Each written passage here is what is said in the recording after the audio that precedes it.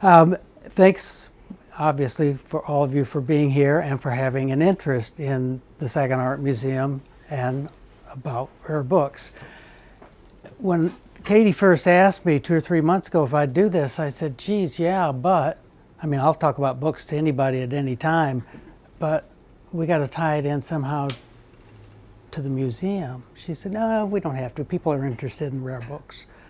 I said, no, we got to tie it in. And then the obvious, when I was on the board with Randy back in the late 70s, I'll say 77, 78, 79.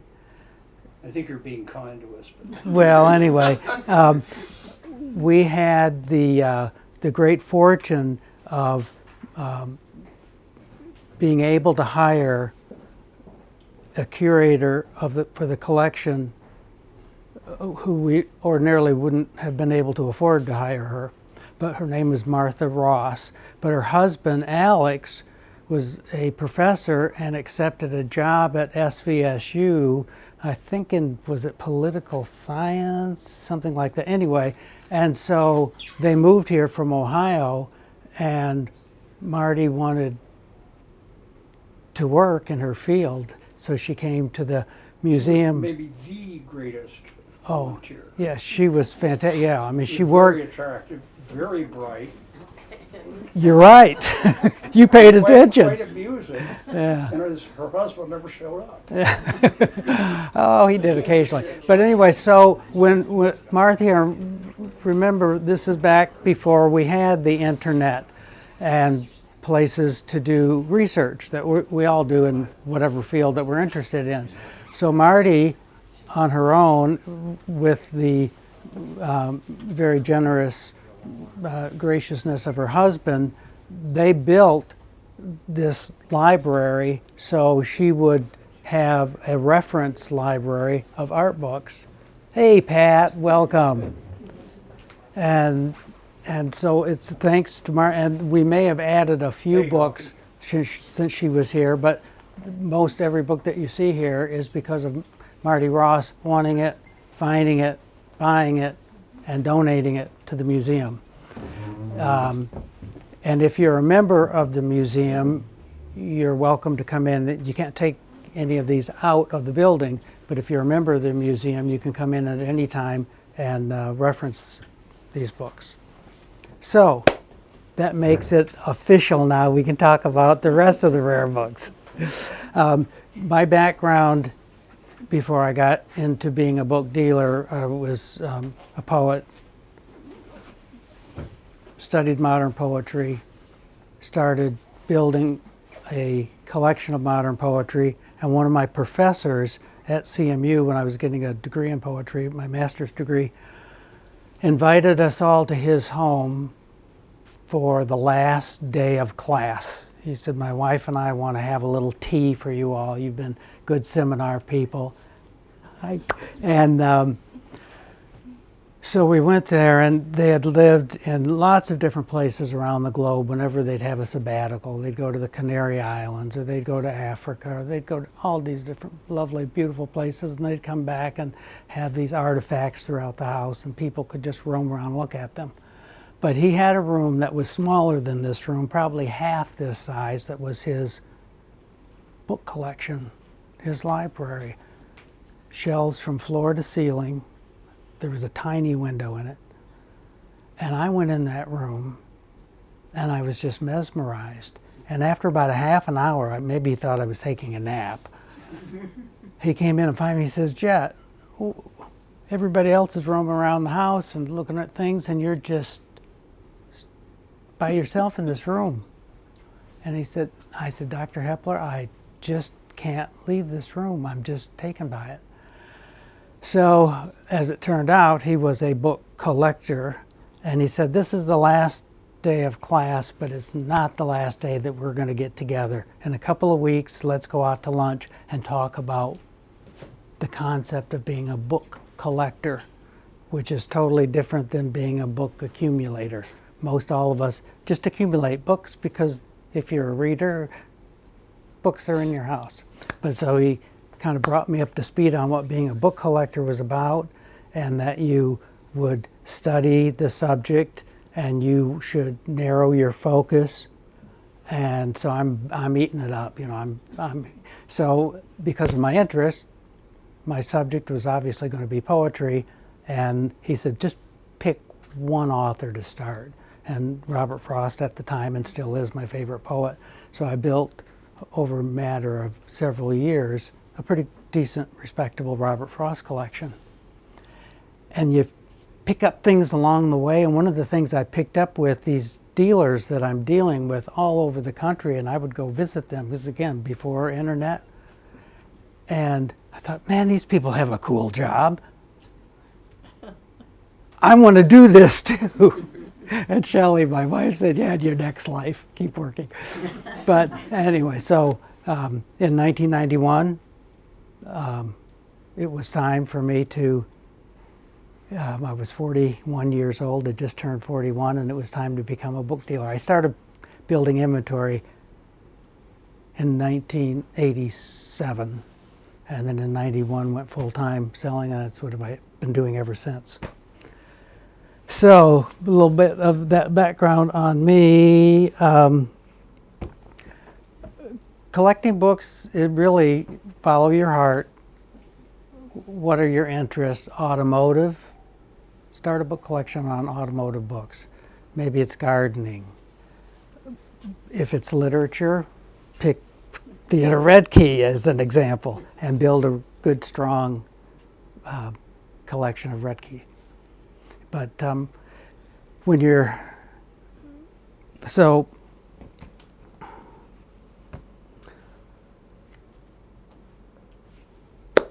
what makes a book rare? Supply and demand more than anything else. And I'll pull upon poetry, since that's what I have the most experience in. When a novel, even if an author isn't that well known, when a publisher is doing a novel, they'll bring it out right away, and it's nothing for them to do 10,000 copies on the first run. And then if it sells well, then they'll do 50,000 copies. With poetry, even if it's a well-known poet, they'll do a few hundred copies only and hope it sells. So it's a whole different dichotomy. But, and so that's where I come in to help in the marketplace. That if you're looking for modern poetry that was published many years back, you're not going to find it in most places, but you may find it at my place. Is that why you still weigh 75 pounds? Well, that has something to do with it, yes. But you know, so let's look for do a little show and tell. The poet Sylvia Plath, ring a bell for people? I see some heads shaking up and down. Well, we all know that she had a shining but very short career. But after she died, more of her work was published than what was published during her lifetime. And her husband, Ted Hughes, had a brother, Olin Hughes, and they decided to start their own little publishing company just to do Sylvia Plath's poetry that hadn't been done yet. And boy, they didn't spare any expense. This is one of the books. This is Pursuit. But it's just, they had Leonard Baskin, who knew Plath. They had Leonard Baskin do the illustrations. And in this particular, there were only 100 copies of this book done. And Leonard Baskin did the artwork for it. And each book comes with a frameable Leonard Baskin that he signed. Does the name Leonard Baskin ring any bells for people? He was based in Boston and was just a fabulous illustrator. Just pen and ink style, or what was his a lot of pen and ink.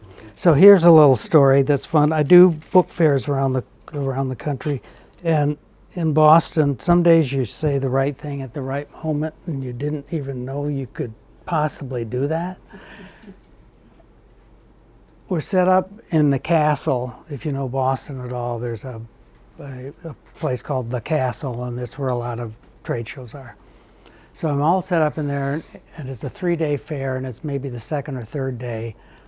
And I have some books sitting out, and this guy that's just as dapper as he can be, like George.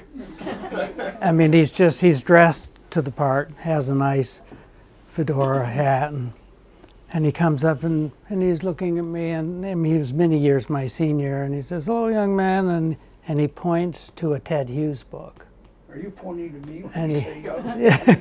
And he says, Thank you. "This book, can you tell me anything about that book?"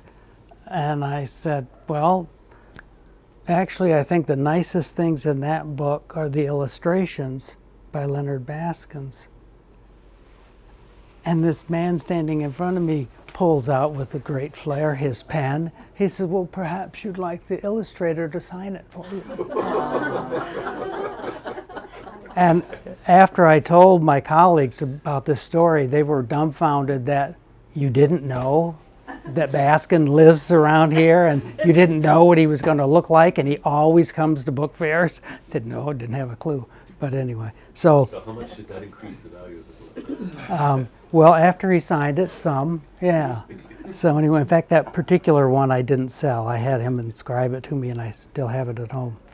But anyway, so that's, but this shows how books certainly can be art, and just so it doesn't fall out on the floor, I'm going to pull the Can you illustration pass up. it around, Sharon? Yeah, well, I thought I'd walk it around. Oh, that's even better. Yeah, but it's just the topography is fantastic.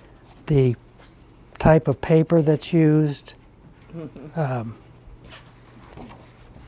and fine paper isn't always thick, but it often is thick. Here's another one of his wonderful illustrations. And by it being thick, it will take the impression of the lead type, and make just really terrific. But Baskin liked to do crows. That was one of his signature. He liked to do crows. And Ted Hughes did a series of poetry books called Crow. And so you'll see a lot of, anyway. So books can very much be art. And then in the back, it's signed by, obviously not Sylvia, because she was dead at this point. But anyway, signed and numbered. So, and then this particular copy happens to have a letter, handwritten letter in it from the publisher, which Olin Hughes, which was Ted Hughes's brother, writing about this. So, it kind of makes it nice. Is each book individually numbered when they do runs like that? Yeah, right. And so this one, the book is number 46, and the artwork is also numbered and signed, and it's number 46 to go with the 46.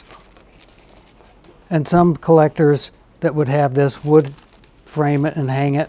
Other collectors would say, "Oh no, it's got to stay right inside the book." And this is just I shouldn't say just, but this is inventory for me. So of course I wouldn't have it framed. It's just in here to sell. And it's fun sometimes to know prices on things. This is priced at $2,200, just to put things in perspective. It comes with a slip case, and a slip case, the book slips into it. And book binders make these. So if you have some books that are valuable and a little bit fragile, I can hook you up with some book binders who will make these boxes for you. And Did that one come with the box? this one came with it, yeah. But and this is truly a slip case. There's others. I didn't bring a. There's others that open up like a box, and those are referred to as clamshell. Is there binding? There used to be, there was a German gentleman back in the, well, he was still doing it back in the 70s, but I think he died maybe in the 80s. And his shop was not too far from here. It was off Court Street. But the closest bookbinder that I'm aware of in Michigan is in Grand Rapids, and he does a fantastic job. I send people to him often. There's a woman who does terrific work that I use, and she's in near Great Barrington, Massachusetts. She's in Sheffield. Her husband's also a book dealer. So speaking of slipcases, I'm going to jump over to this one.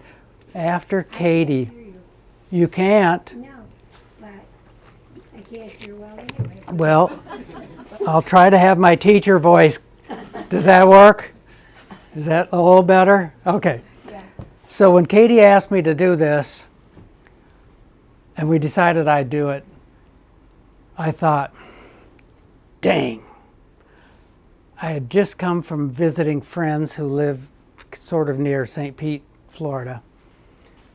And I went to an art gallery that they like, and I saw some book arts on display that were for sale. And I was really tempted to buy one, but I didn't want to have to fiddle with it flying home on the plane and all that, and so I didn't. And then I thought, dang it. Well, I got on the internet, and I found the artist, and he has his own website, and I sent him an email and said what I just told you guys. And he said, no problem, Jett. I box stuff all the time. I'll ship it to Michigan. And 10 days later, I had it. So I think it was meant to be. So this is its unveiling right now. This artist is so cool. He makes slipcases. Now it's not finished in as pretty of a way as that, but he makes slipcases for every book that he does, and he refers to his book arts as sculptures. So for every piece of sculpture that he does, he makes this box for it.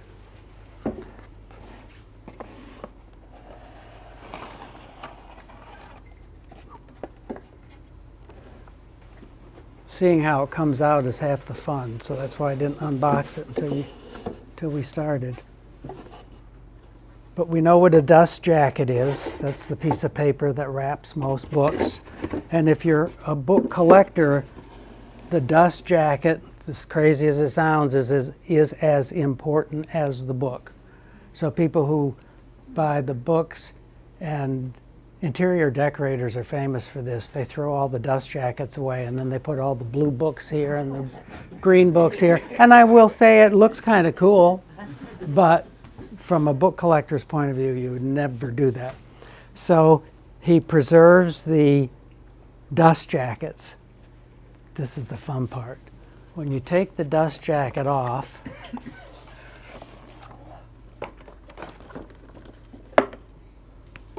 this is his art.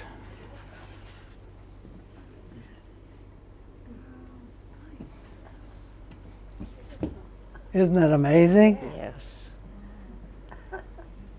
Mike doesn't like this kind of stuff, so he's being politely quiet. And he thinks I don't like it either, but I really do. And this artist makes it real clear he's a book lover, and that he says, I've never destroyed a book, because this is destroying a book. He said, I've never destroyed a book that didn't already have damage to it. And so he says, I just cut out the damage and keep going. Never destroyed a book that didn't deserve it. Well, there you go. That's another one. Oh my But isn't that just amazing? Wow. That was a pre-existing book, or did he make it? No, this was a book just like what you'd see here on the shelf. And did he use He says he uses X-Acto knives, and he goes through, I don't know how many, dozens if not hundreds. But every page, and this I thought was amazing, he claims every page is cut separately. So he doesn't like cut through a stack of 5 pages at a time. Every page is cut separately. It's gonna be awful popular around Halloween. Oh, there you are. But That's wonderful. so anyway, That's wonderful. yeah. Well, thank you. What's the original book, like on the spine? Oh, this is An Eye of Beauty. So, and he calls this, artists like to name their artwork, he calls this vines. And that was another thing that hooked me. I thought, okay, I'm a wine drinker, and I thought, oh, vines, I'll take it. So, anyway, but his name is Ted Way, and he has a website, so if you're really caught to this, you can find his. It looked like you signed it to us. Yeah, he did inside here. I seen that. Yeah. So let's see. There's all kinds of books about books. And this is my very favorite one, and it's at home. I think Mike has this too. The whole book, it's put together about private book collectors, and there's, I think, a couple of institutions too. I will pass this around. You're welcome to thumb through it, but it just has wonderful. The pictures are really better than the text, but. And then another one that's good, in my pursuit of Robert Frost. Robert Frost, he was kind of cantankerous. Enough people that I've met that knew him personally told me this, and he gave his publishers a real hard time. Henry Holt was his publisher, and Henry Holt was the name of a man, and Henry was tired of Frost complaining about his books didn't look right when they'd come off the press. So he found a private press in New York City, in Manhattan. The man that ran it was Joseph Blumenthal, and he did all kinds of, like he would do a fancy book for the art museum. He did all kinds of things. And so Henry Holt had made an arrangement that this Joe Blumenthal would start designing all of the books with the typeface and exactly how the book should look. And that pleased Frost to no end. But then when they started doing that, then they would publish about like 100 copies of a book, and then it's sometimes 500 or 800. But those would be the signed limited editions, and they would be on really ultra-fine papers and come with slip cases, and Frost would sign every single one. And anyway, so those are fun. So this Joe Blumenthal wrote this book, The Art of the Print, and I'll pass this around. And the illustrations are more in the back half, but this is a wonderful book if you like books about books. So then they published Robert Frost's book for the masses after that. Oh yeah, His poetry, right, yeah. right. And almost always, if you look at the bibliographies, almost always the signed limited editions get provenance that they were released like 2 or 3 days first. So they're the true first. And speaking of firsts, a lot of people haven't seen uncorrected proofs. So I thought we should talk about uncorrected proofs. In the actual manufacture of a book, and a publisher is not necessarily a printer. A publisher is the one who puts the package together and puts the money behind it, kind of like a producer for a movie. And then the publisher's responsibility is to go out and find a printer. And some of the big publishers own their own printing presses. These days, not very many of them do, but anyway. So when a book gets selected by the editor of a publisher and they decide they're going to do it, they put the book together physically by having a designer help design the layout. And you might, if you've never really looked at it, you think, well, all books are the same. Well, really, they aren't. You can pull 10 of your books off the shelf later this afternoon, and if you really pay attention to it, they're all laid out differently inside. So when they first do that, they put it together and they make like a dummy, and these are referred to as uncorrected proofs or uncorrected page proofs. And they're bound up nicely. And this is, and if I have customers that just collect uncorrected proofs. Are they the whole book? It's the whole book. Is that Yeah. what they send out to other authors, for example, if they want comments or blurbs? Exactly right. Or reviewers? Exactly right. And when they first started doing it, it was only to find errors. They would print up maybe 10 of these, 10 or 15. They'd let the author, of course, go through it and look for errors. And some authors are known to make major changes. The poet W.S. Merwin, who no longer lives, but that might be a name that Bill Merwin was notorious for changing stuff right up at the last minute. And he'd call the publisher, no, that poem is all changed now. So anyway, so I'll just pass these around. These I just randomly pulled these out of my inventory to give you an idea. But then after a while, the publicity people at the presses were saying, hey, get us more of these. We want to send these out to reviewers. And so you wonder when you buy a brand new book and it's already got comments on the dust jacket, and you think, how did that happen? Well, it's because that reviewer got one of these in their hands. So And we'll the just, reviewer sold the book. yeah, oh yeah, They do. oh yeah. So you can just pass those around. And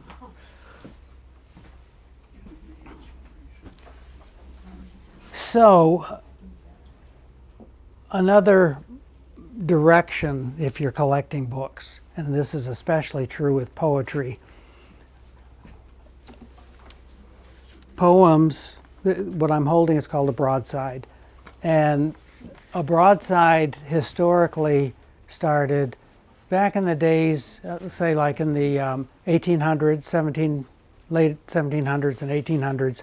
It was a popular thing in England, but then it also in New England, in our country, there would be a town square, and at the town square there would be posts, and you would post notices on that, and they were a single page, and different things would be posted on that, and those were called broadsides, and by some people, broadsheets. Some people would call them broadsheets.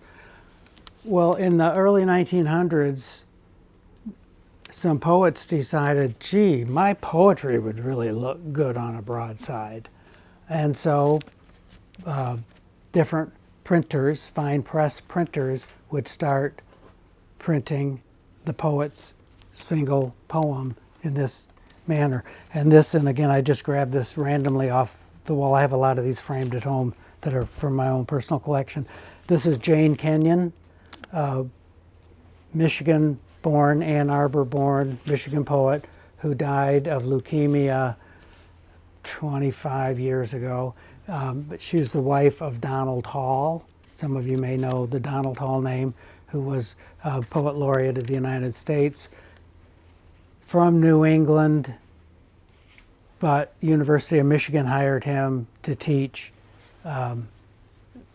poetry. So he was in Ann Arbor, and Jane was one of his students. It was one of those things. Anyway, and yes, there was a Mrs. Hall before Jane, and anyway, but that's... Simpler times. Yeah, right, there we are. But so this has a nice illustration by Barry Moser. And some of you may know Barry Moser's illustrations. But anyway, so I can pass this around. And this was done in an edition of... Oh, it didn't say. There's a little paragraph typically on something like this that's referred to as the colophon. And the colophon tells you who did the printing, what style of typeface that it was, who did the illustration, and then if it's to be signed, it'll be signed down there too.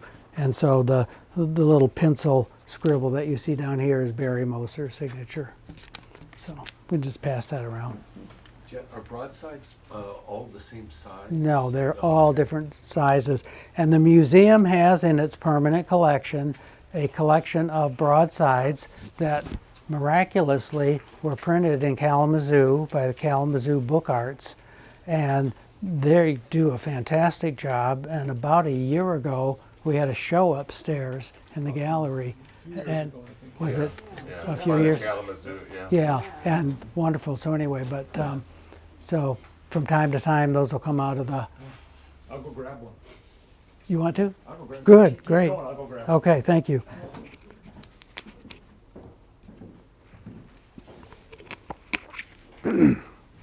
I deal only in modern poetry, and modern follows the modern movement. It's roughly from the beginning of the 1900s, but it's if you know modern dance, if you know modern art, that's the our modern architecture, that's the modern movement. And if you do some biography studies, you'll see that a lot of the poets and the painters knew each other. They were poor together. Why not? So it's an interesting thing. So the next show and tell is before the modern movement, but it is a book of poetry. And the man that was Dr. Hepler, who taught me about book collecting, and I was in his home that day and so forth, he collected a number of different things, but one of the things he collected were Fore-edge, and that's spelled F-O-R-E, for like before. He collected books with Fore-edge paintings. What in the world could that be? So he taught me about Fore-edge paintings, and then you know what happens. So this is a book of poems published back, I think this in early 1812. Oh, good. Published in 1812 by Samuel Rogers is the poet. But knowing that I really wanted to have a book of Fore-edge paintings, but I never popped for it. On one of our trips to England, and we were staying in the Cotswolds, and our little inn that we were staying in was in Chipping Campden, if you know England at all. And we decided to go to Broadway, which is not that far away. It's not close, but it's not far away, for dinner. And we were having dinner at a nice hotel. And after dinner, we decided to roam around town, small town. All the Cotswolds are small and lovely. And there's a bookstore there, closed, but lights on. And what's in the front picture window of this closed store but this book in a clamp so I could see the Fore-edge painting. And I just had to throw a rock in the glass and get it. So anyway, the next day we went back to the store when it was open and I brought it home. So I'm going to... You know that place, and you looked in the window, the guy got the cast rod and shot it out there. Oh, Yeah, that's exactly it. I'm surprised you waited for the morning. Yeah, well, we got there when they opened. So I'm going to perform what's really, I don't want to say dangerous, but this isn't what books like to have happen to them, but you have to do what I'm about to do in order for you to see the Fore-edge painting. So what happens in a Fore-edge painting is an artist, and I'm going to, when I get this just right, walk around. An artist paints a painting. Goodness. It's incredible. Isn't that just amazing? I can't believe it. And you would not know that it was here because when the book is closed, and this, if you didn't notice, and I'll show you again, that it has the gilt edge on it, so you have no idea that this is here. How interesting, right? And you'll see, I like, there's all different things that you'll see painted, all different kinds of images. But I like Fore-edge paintings that are, I mean, this is the only one I own. That's beautiful. But I like them that show a little bit of movement. So this has horses and a carriage and horses running. Does it relate to the theme of the book at all? Or is No, it totally no. irrelevant? Well, I mean, it's poetry, I'm sure. Oh, yeah, If you we, could find a way. yeah, we could probably, oh, sure.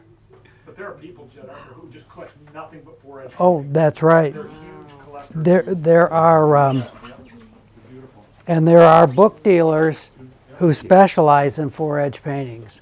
So if any of you can't live without having one, I'll let you know. Is that still done, Jett, or is that? You know, I thought it was not done, but a couple of my colleagues have said, no, there are still artists that are practicing this art. And there's,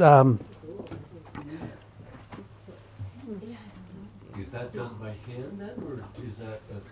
oh, it's all by hand. Oh, yeah, this is, so can you see it from back there? Okay. Did everybody get to see it? Because it's pretty special.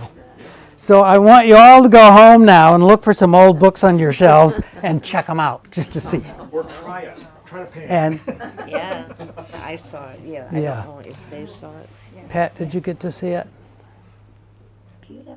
Isn't that amazing? Yes, it is. Now, if you think this is amazing, there's such a thing as a double Fore-edge. And the double Fore-edge, if you close it like this and you flip it the other way, it's a whole different painting. Oh, my word. Yeah, and this Dr. Hepler had one. Oh, my gosh. There are special clamps, and you put the book in the clamp, and that's what the book dealer was using to display it that day on Broadway when I saw it. So anyway, but now that it's closed up, you see it's just gold on the edges. You never have a clue that it's there. Wow. How's the poetry? Terrible.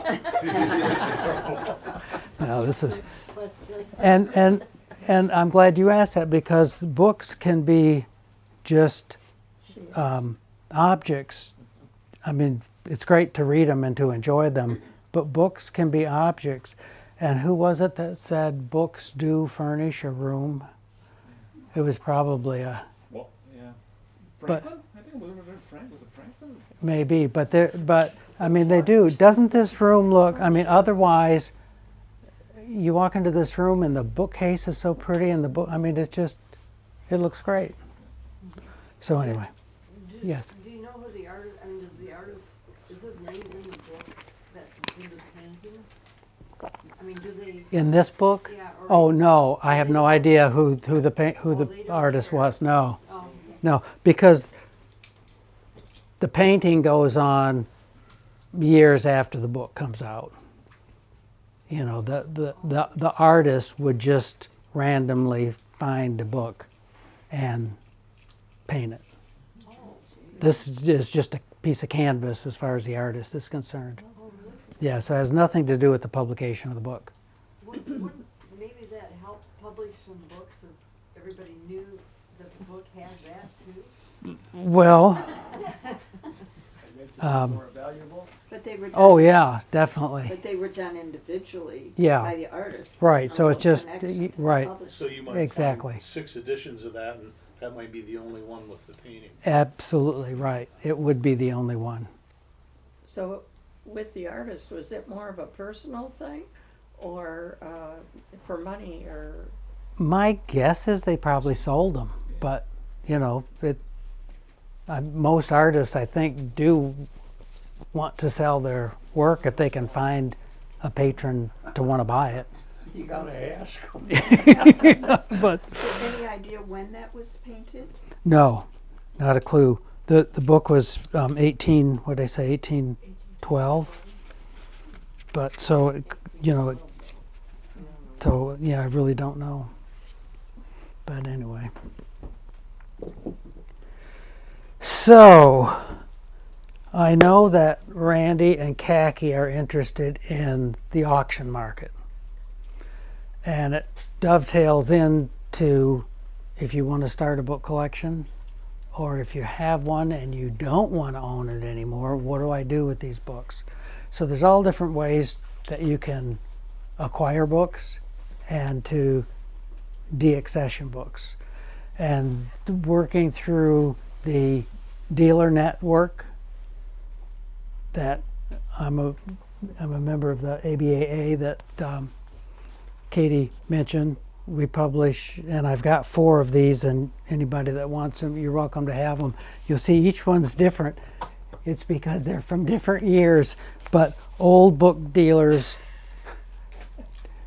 all of these are about still the same. We do die. That's so unfortunately, Takes a long yeah. time. And we've had a couple of deaths just since Christmas. That is kind of hard. But anyway, so here. Please remove your motion to have you be a candidate. Oh, well, all right, then we'll stop talking about that. But anyway, so the dealer network is a good place to start. And we can't sell out of an empty wagon, we dealers. So we do, if we can make a good deal with you, that's good for you and good for me, then we buy and sell that way. But another way to go about it is the auction market. And there's so many more auction houses today than there ever used to be. It's a very lucrative business to be in. I don't really want to do it, but it used to be an auction house would keep 2%, 3%. And then somebody decided, let's start charging more, and it went up to 10%. And then, and this is true for all, auctioning automobiles, auctioning off jewelry, and then it got to 20%, and all the book dealers said, that will never happen. All the auctioneers are going to go broke because nobody's going to go that. Well, now it's not uncommon to be 25, 28, 30%. It's just. And there's the buyer's premium. It's not just the seller's. That's exactly right. The buyers pay a premium. That's right. I'm glad that you brought that up because they do. And then if you deal with an auction house, and I like auction people, I mean, I don't dislike them, but if you decide that you're going to sell at auction, make sure before you send your books to any auction house that you find out what all the extra hidden costs are. It's not uncommon for them to charge you a cataloging fee. It's not uncommon for them to charge you a storage fee because they'll receive your book, but they may not be having an auction for that book for 6 months. And sometimes they will also call it an insurance fee. But for every day that they hold on to it, you're going to pay them something. So but there's the big 3, Sotheby's, Bonhams, and Christie's. They've been around almost forever. And of those 3, they all have book departments with knowledgeable professionals. So any of those big 3s are good people to work with, but they're also notoriously to be the most expensive. And of those 3, Christie's is considered the one that does a better job with books. Some people say if you Google that, who's the best auction house for books, Google will tell you go to Christie's. They're all 3 really good. But there's, in London, there's Forum Auctions, F-O-R-U-M. Forum does a fantastic job and they're very aggressive. In the States, who I send people to the most is Pacific Book Auctions. Used to be in San Francisco, then they moved to Berkeley, so now they go by just their initials. But Pacific Book Auctions, they do a lot in poetry, but they are books only. And occasionally you see a little bit of artwork, but it's mostly just books. So they're terrific to work with, and they're in this country. The oldest books-only auctioneer is in New York City, and that's Swan, with 2 N's, S-W-A-N-N. But about 10 years ago, 10, maybe 15 years ago, Swan started selling artwork. And now if you go to their website, books have become the stepchild. But they're real big in books and art. Let's see some of the others. Hinman. In Chicago, and Leslie Hinman, whom I've never met personally, but I have a lot of respect for her, she built a huge auction business in Chicago, sold it to Christie's with a 10-year non-compete clause. And on 10 years and one day, she opened up again. And then she kept that going for about 3 years and sold it to Freeman's, which is another huge auction company with locations in England as well as here. So anyway, but Hinman in Chicago is a good one to go to. And I looked on the website, and they're showing that they have a gallery in Birmingham, Michigan. They don't tell you anything more about it, but they do give you an address. So if you wanted to do that, and there's an auction house. I'm not sure how long they've been around, but they've gotten real aggressive in Dallas, called Heritage, and they sell anything that you might want to get rid of, but they do a huge job in books. And I've purchased a couple of gigantic, well, I shouldn't say gigantic, for me, gigantic collections from them. So you deal in books other than poetry? No, No, just no. poetry. Just, yes. Shelley used to say, if it's not poetry, Jett doesn't know it. and she's right. I can hear Shelley say that. Mm-hmm. Very true. So we talked about, we're jumping around a bit, but that's all right. We talked about before the internet, and that's why all of these books are here, because Marty Ross couldn't look up the information she needed without it. Well, before the internet, people who were book dealers and book collectors all had a subscription, if you were serious, to the A.B. Bookman's Weekly. This came out every week. I forget exactly what the subscription was, but it was kind of it was more than Time Magazine. Came out every week, and then you would pay extra if you wanted it mailed to you first class mail, which of course, those of us who were really serious did that. So this is a little bit of my show and tell. This is the poetry issue, and it has a poem on the cover called The Bookman, and the poet is Jett Whitehead. What a coincidence. And yeah, I just picked this up randomly. But anyway, so this is what, this was the Bible before the internet. And this really is what helped launch me into being, some of you may know that my family had a family business, Whitehead Office Products, here in Saginaw. And this is what helped launch me by Shelley one day saying in her loving way, Whitehead, what if you're the only person in the world that cares about all these poetry books you're buying? Oh boy, when a wife says that to you, you think, God, I guess I've got to somehow prove that maybe. So I'd been subscribing to this anyway, so I took a leap of faith. Most of the ads in here are classified. I took a leap of faith, and it wasn't this was not my first go round, but I took out a 2 full-page ad and listed all the books that I wanted to promote, and the phones, and then I told my staff at the Whitehead Office Products, you're not going to see me for a day. I'm going to stay at home and maybe my phone will ring. I was just intoxicated with the number of people that called, and after they would place an order, da da da da da, and Shelley's sitting there looking at me going, she's shaking her head like, I can't believe what I'm seeing. Some guy says, oh, and be sure to add my name to your list for catalogs. I want to get your catalogs. And I said, catalogs, yeah, okay, I'll add you to the list. Hung up. Yeah. Question from the audience? Yes. What percentage of those books do you still have in stock? Boy, you told me you were going to do that to me. And you know what? I'd have to go through here and look, but I'm pretty sure everyone is gone. Good. Yeah. That reminds me, it's really dangerous, and this is true with all kinds of antiques or any collectible, but it's dangerous to go into a bookstore, go to my website, and you look up a book, and then it's like this, and it's, oh, $2,200. Oh, well, that's what that book's value is.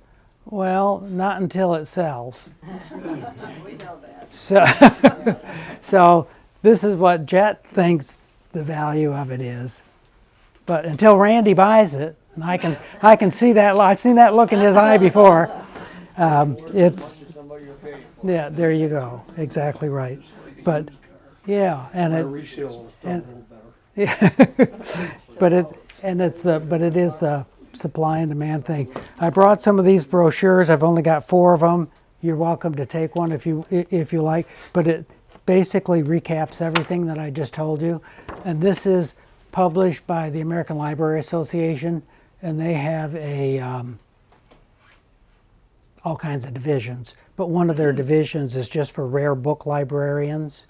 And so this was published by that division of the, and that division is called RBMS for Rare Book Manuscript Section. And there's a book fair every year in June, and it travels around the country. This coming June, it will be on the campus of Yale University. But it'll be in, anyway, and it's the ABAA organization works in partnership with the American Library Association to put this book fair on. The only people who can attend it are rare book librarians. And it's, I've done about, it's hard to get into it too because they typically only have a space for about 40 or 50 dealers. And so your name, if you want to be in it, you go into a lottery and then they call you and say, yeah, you can be in it or not. But I've done probably a dozen of those throughout the country. And the weirdest one, I don't know whose idea this was, but it was on the Strip in Vegas. And I'd never been there before. It's my last trip too, but anyway, but they'll have it like, you know, it's almost always a university town. And the last one I did was summer before last, and that was in nice nearby Bloomington, Indiana at IU. And if you ever get down to IU, if you love to look at books, the Rare Book Library that was funded by Ruth Lilly of the Lilly Pharmaceuticals. Her, I think it was her dad or her grandfather started it, but it's the Lilly Library, and they're heavily with poetry because she loved poetry. But so anyway, and that's where it was year before last, and I tell you that was often at these that are just for the librarians. You don't really sell anything. You're just there to, I mean, I'll have maybe a table a little bit bigger than this, and that's all. No bookcases or any of that business, and people will come and talk to you and ask, you know, what you sell and what you stock, and then you give them a brochure and they go away, and that's it. But at that very fair, I had people actually buying stuff off my table.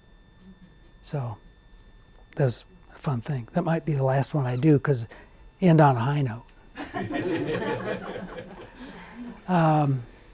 So I think I've covered everything. Oh no, I've got one more thing. We talked about the signed limited edition things. Some people are not aware of Chapbooks. And Chapbooks also, just like the Broadsides, got their start in England. And it was because they were sold by street hawkers, and they were referred to as chaps. That chap's got those books. And so these are Chapbooks. They're still manufactured today, usually by small presses. What I'm going to show you, the 2 that I brought today, are from the Tungsten Press, and they're in, Known artists are, I'm sorry? known artists or famous artists write them. Some of these do have, is that what you, No. Who writes them? oh, poets. Unknown authors or famous? Well, this is Simon Armitage, who is a very famous poet in England. And the other one that I brought is Margaret Atwood. And most of us think of Margaret Atwood as a prose writer, but she writes actually quite a bit of poetry, and she's a good poet as well. But In fact, I see more heads shaking with Atwood, so I'll switch camp here and go to Atwood. These books are beautifully designed, beautifully printed, and this tungsten press is in Holland, not Holland, Michigan, in the Netherlands, and these are all have this colophon at the back, where Margaret Atwood has signed her name, and they're numbered. And these are typically done, a chapbook, 100 copies, sometimes 75 copies. So if you're a completist, that's a buzzword if you're a book collector, you decide what you're going to collect and then you become a completist. You want one of everything. So if you decide that you're going to collect Margaret Atwood, you're going to want to have to get one of these. So anyway, these are, and I'll pass that around too. In fact, we can pass this one. Yeah, Simon Armitage was a poet who I wasn't that familiar with, but when the press came out with this, of course, I had to go with it. And this press, I'm trying to get Mike interested in it, but he hasn't taken the bite yet. But they do a fantastic job, and I'm the North American distributor for all of their poetry in English. So they publish in a lot of other languages that I know nothing about, but anyway. But so if you want any tungsten press, you got to come to me. You got them all? I've got everything that they've done. Well, I mean, I've sold a lot of them, but I think that's everything that I have in my. Let's do a Q&A. Sorry. You got your stuff for your show and tell there? First editions. Well, yeah, I guess did I goof and not use that term, because that's what a book collector wants, are first editions. First editions are typically, well, yeah, we did talk about first editions earlier on, but they're typically a smaller press run, especially with poetry. But Do they always say first edition? no, it would be nice if they did, but they don't. They don't always do that. No, and that's why you need to get, if you're going to collect, be a book collector, especially for authors, you need to get the bibliography. And not all authors have a bibliography, but that bibliography takes you through from the very first appearance of their work. Maybe it was in a magazine or a chapbook, and it takes you right through until right up to date on that. And Oh, go yeah. ahead. I got a quick question for you. Sure. I want you to narrow down on something, one of your initial remarks. You said you can collect books in any area, pick a subject that you like. Mm-hmm. Now, when somebody's starting out as a book collector, would you encourage people to go broad, like I'm doing gardening, or would you encourage people to go narrow and say I'm doing this type of gardening, or I'm doing woody plants, or I'm collecting just books about tomatoes? And that's a people good. get really narrow. And that's. Do you think people should start out broad or narrow? Well, it worked for me to start out very narrow. Right. You know, poetry was a subject, but only Robert Frost. And it was several years, and then, again, my wife kind of came into my study and said, I'm seeing a lot of books in here that aren't Robert Frost. Why are you buying those? And then I said, well, someday I'm going to be a bookseller. Oh, you're never going to sell a book? I know you too well. You're never going to sell a book. I think we've had this discussion before. I think Yeah. the most interesting collections are always the narrowest collections. Oh, they are. Somebody Really. collects just, we know her, chocolate. Anything Oh, with chocolate, yeah. right? But those are the ones that people really get into at Right. a level of specialization. You're like, this is a great And I'll collection. tell you, a real strong collection right now are cookbooks. Yeah. There was even and she just closed it less than a year ago. But there's a young woman who's a member of ABAA that actually, her business was so strong, she opened up a bookstore in Manhattan, only selling out-of-print cookbooks. But Manhattan rent being as it is, she closed that store. She's still in business, but she sells out of her house But now. we both know people who do 18th century cookbooks. Oh yeah. I mean, people just specify periods of time or specific author Right. or just something that they're super into. Right. And quite And frankly, just a lot of drill, those people drill, become drill. they become more knowledgeable about their very narrow field than the people who are serving them the books. Oh, they do. For the most part. Right. Crazy, isn't Right. I have learned so much more from my customers Yep. about. Yeah, it's I'm just. passionate about it. Yeah. That's exactly right. Yep. Yeah. So was there another hand? Did you? Yeah, when you talk about bibliography, Mhm. to find out, what's first edition, who makes a bibliography for a particular? Really weird people. Really, really weird people. I mean, can you imagine? Gee, I think I'll have my life work figuring out how many times Margaret Atwood got published. Really? But that's, and I hope I didn't step on anybody's toes. Bibliographers in the room. No, no. But now, for Robert Come on, Frost, we're going home. Right? yeah, there's several bibliographies for Robert Frost. I'll just say this because this is who I know of more. But the one that all the collectors want, the ones that you see referenced the most, is the bibliography that came out of Charlottesville, Virginia, from the university there, because they, at the time, had Where's Charlottesville. University of Virginia. UVA? Right. I went there briefly. Did you? Oh, well. Anyway, did you know Joan St. Clair? I know the name. Well, Joan St. Clair, I don't think she was the director of the library, but she was a upper level person at the library. Teeny tiny lady, and she did the definitive bibliography for Frost, and I would write to her and ask her questions, and she would write back these, before internet, before email, and write back these terrific letters to me answering to just answering. I'm thinking, this is great. I got to meet this lady. And she said, oh, Jett, I'd love to meet you. And so Shelley and I made a trip there and spent 2 or 3 days, stayed at a nice inn in town and so forth.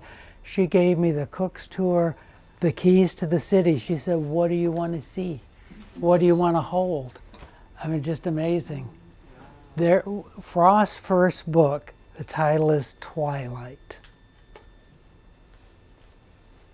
He had it self-published. He went to a printer, 2 copies.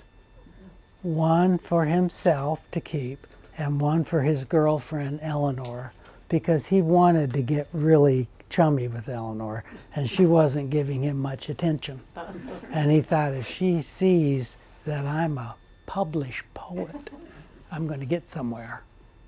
And how did that work? Well, it worked so badly that the evening that Frost gave her the copy, she was so unplussed about it.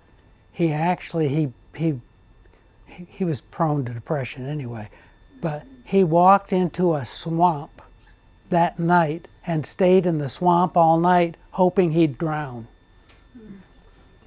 Well, he didn't drown, and Did he have the book with him?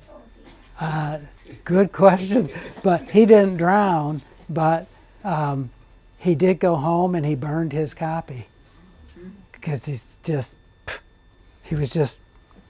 so he burned his copy. So this girl who's not paying him any attention is the one who has the only copy, and this copy is at the collection in Virginia. So anyway, so I got to hold You're it. not gonna. I know you're not a self-promoter, so I get to promote you here. Okay. If you want to hear more about Robert Frost's bibliography and great Robert Frost books, go to YouTube. Look up Jett's name. Is it Anderson College or Anderson University? University. Anderson University. He gave a speech. Somebody donated a huge Robert Frost collection, and Jett gives about an hour on these different Robert Frost books in depth, and it's great. I watched it a few times. Well, thank you. Well, because Mike suffers from insomnia, so when he's watching exactly. Whenever I need to go to sleep, yes, I can't, yes, and that's what I would Be recommend surrounded on by it. friends, exactly. Yeah, well, thank you for mentioning Yeah, that. it's really good. Yeah. It's worthwhile. And that was a fun event. So, yes. follow up on that. I watched that video a couple times yesterday. Oh, you didn't? Yeah, I did. It was great, huh? Thank Well, you. I couldn't figure out where Anderson University was. I looked it up, and it could be either, was it Indiana or South Carolina? Yeah, it's Indiana, and it's not too far from Bloomington, Oh, okay. not too far from Indianapolis. Those would be your two bigger cities. It's a small town, small college town, and Anderson is a religious school, and I should be able to say what church it's connected to, but I don't remember. Just two quick questions, maybe fun questions. I don't want to get commercial, but let's do it for Oh, fun. why not? All right. First, what's the weirdest collection that you've ever seen as a poetry dealer? The weirdest. And the second is, what's the most valuable book you've ever handled? Oh, I get that question all the I know. time, and I give a different It's a answer each time. Well, it might The change. weirdest poetry collection? Just collection. Oh, collection in general? Cups. Oh, your cut collection. That's Yeah, not- but we that's won't not a go there. We book. won't go there. But that's not a book. It's, yeah, We'll go with cups. Mike has a collection of Funny. cups that poets have drank out of. It's funny. It's a funny story. But I've got a whole cupboard full of cups that I drink out of all the time, and he has no interest in them whatsoever. As a matter of fact, maybe next Christmas. That would be a really good Okay. gift. Yeah. But strangest collection. Boy, I'm If you don't, nothing springs to mind. Go to what's the most valuable book you've okay. ever handled. So, Go ahead with the valuable book. What's the most valuable book you've ever handled? Depends on what we want to call books, because we've talked about a lot of different things that some people might not say, you know, like a broadside and so forth. A handwritten, this would be considered a manuscript, but a handwritten poem by Sylvia Plath that I just sold at that RBMS show in Bloomington summer before last, and that was $20,000. And it's just a single piece of paper, like notebook paper, written in pencil. How do you acquire something like that? That particular one, I saw a dealer's catalog in California 20 years ago that had a Sylvia Plath letter in it. And I got on the phone right away, and I'm just going to buy that. And he said, geez, Jett, sorry, you're the 40th person who's called to want to buy it. It's gone. But that dealer and I didn't know each other, but we knew of each other, so he knew I was rather serious. And he said, I have sources.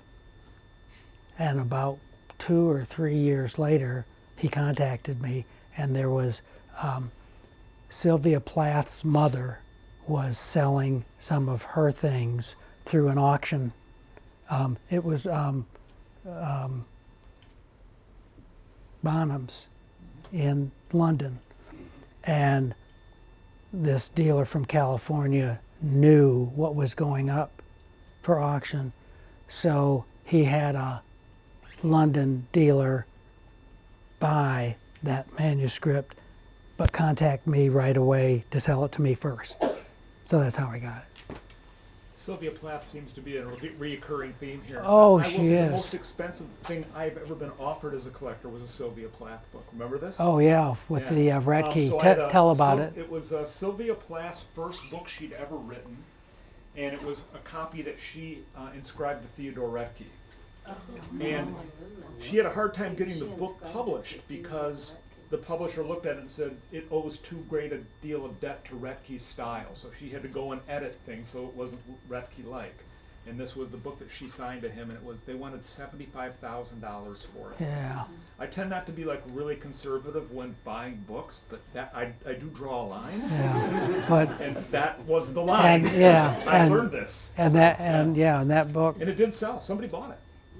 So. Yeah. But it's yeah, and I saw that book. I actually had my hands on it in Boston at one of the Boston book fairs. James Jaffe, Yeah. who's a wonderful book dealer, is kind of mostly retired now, but anyway, Jaffe had it, and he was so proud of his high price because he didn't want to sell it. And it's just, and I grabbed this. Is this the one? No. It's just because Plath keeps coming up. This is a magazine. If you really want to pursue book collecting, you got to have a subscription to this. Comes out just 4 times a year, very inexpensive, and I've got those little tear out cards. But these magazines have wonderful articles in them, and advertising. Sometimes I have my ads in them. But just coincidental, and I came upon this yesterday as I was pulling things out, and a question is asked to an auctioneer: what types of items does your department like to offer? And the brief answer was, I like to offer things that are challenging and topical and that relate to the current cultural climate. Anything with social, historical value in printed books does very well, such as women's literature, post-colonial literature, African Americana, and historical ephemera. The word ephemera, people comfortable with, means not meant something that was, yeah, very temporary. So, a classic example for me is that a Sylvia Plath book would have sold for $200 in the 1990s. But we sold a comparable, where are my proofs? The proofs are floating around. Oh, okay. But we sold a comparable proof copy of her first book, and it brought in $6,000. And this is a magazine from 2018. Today it'd be double that or triple it. Can I ask a personal question? Well, it depends. Well, You said that, okay, you got your master's at Central Mhm. in English? yeah, in creative writing poetry. Yeah. Did you think that you might become a poet? I guess I'm asking you, I mean, you went into book selling, but why did you get that degree? Oh, boy, now you sound like my dad. My first degree is in business administration, and Dad paid my tuition.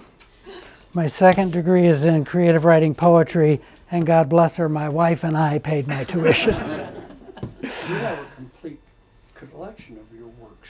I do. Oh, no, we do. Oh, you do? Oh, do you? Yeah. Oh, well, thank you. That's true. Well, thank you. Yes. How many books do you think it takes to constitute a collection? Oh, that's a great question. Shelley used to say you need 3 of anything to make it a collection, like 3 paintings from the same artist or pieces of sculpture. You got to have 3 to make it a collection. So to go with Mike's idea of you got to really narrow that focus down, if you start collecting, let's say, Robert Frost, I think if you had 3 really important, significant, like signed items or something, that would designate a collection. Thank you. That's a great question. I think we just have Boy, are time. you in trouble. I think we just have time for a couple more questions, and then if you don't mind staying after a little bit, Jett, if anyone has any. Oh, somebody else gets the room? Yeah. I just understand like No. that some people Good. might have to go. Yeah, so if sure. you want to do a couple more questions, and if anyone wants to stay, feel free to. Right. Thank you, Katie. Thank you. Oh, you want to see these real quick? So, Some Jett, people's want me to question never do these real quick? oh yeah, Yeah. please. So Jett referred to the Broadsides, and they're really wonderful. It's a combination of poetry and art, and we did the art of poetry here at the museum, and I've got a couple examples. These are on the Kalamazoo Book Arts. We collaborated with them on that exhibition, and this is a particularly interesting way that they approached this set that they sent us, which is they didn't have the artist and the poet meet. So the artist just did their interpretation of the poetry, and then the poet probably went, whoa, whoa, whoa, that's not what I was thinking. But anyways, it was kind of an interesting way to bring those two arts together. So I just brought a couple. We have a lot of them. I think the interesting thing too about Broadsides is oftentimes they have art incorporated in them. Not all of yeah, them. Sometimes right. it's text. Right. But if you're looking for a good way to bring beautiful art into your house, Broadsides are a great way to do it. Oh, they You are. get the poetry, you get the art, and for the most part, unless you're going really high end with a poet, Yeah. pretty inexpensive. Very. I think any of But these there's, Kalamazoo book arts, these signings probably run you $50, $75. yeah, you'll have Decorate more. a house in different. Yeah, you'll have more money in the framing than you will in So so. you really will. But they are fun to have. I've had. And they're beautiful. yeah. I mean, those are really well done. Right. And this is just a sample. They we are. have- that we have down in our collection, but And Kalamazoo it's Book Arts is a and it's good really place to fun. go. And some of you have been in my home and you know what I'm talking about. We've got them hanging all over the house, and it's really fun when you have your non-bookie friends come up, and they go, "What's that?" And then you get to tell them. Yeah. Absolutely. Yeah, Oh, so you do write poetry, is that correct? I do. Guilty as charged. That's what I was trying to get at. I wasn't trying to say, why in the heck did you do that, you know, something that wouldn't make money. When I listened to you give that talk at Anderson University, Mhm. I thought you said, you know, I never wrote a book. Well, maybe you never published a book on your poetry. Correct. Correct. And- Because there's so much money in poetry that needs the bookstore for tax write-off. That was a big tongue in cheek. A big tongue in cheek. Great. Yeah. So thank you all. Thank you. This is great.